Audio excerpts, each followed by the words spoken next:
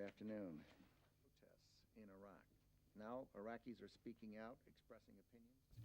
And there has been zero discussion among senior Bush administration officials, the way I define senior, on that subject. We literally have not even considered that. Now, what is going on? There are 4 bases that the U.S. is using in that country to help bring in humanitarian assistance, to help provide for stability operations. And are they doing that? Sure. But does that have anything to do with a long-term footprint? Not a whit.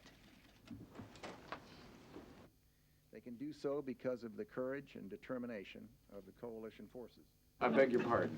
I was looking for footprint in the region, not necessarily right. Iraq. And we'll announce it when we're ready. I told you we were in discussions. I told you we were talking to countries. Not yet. We plan to, and that it's an important question. And obviously, there will have been significant changes. I would personally say that a friendly Iraq that is not led by a Saddam Hussein would be a reason we could have fewer forces in the region rather than more. I mean, just logically. And we're already starting to pull forces out of the CENTCOM AOR, as you must know. A year or 2 from now, in the region, was also a New York Times story saying that the administration was supposedly looking at long-term neighborhood. Still other residents led them to a school where they found a Operations continue throughout Iraq. Earlier today, the 26th Marine Expeditionary Unit was engaged in a firefight on the Mosul airfield in the north. 1 Marine was wounded. The Marines returned fire, but the attackers escaped, and we have no idea who they were. Also in the north, U.S. Special Forces discovered a very large weapons cache south of Kirkuk.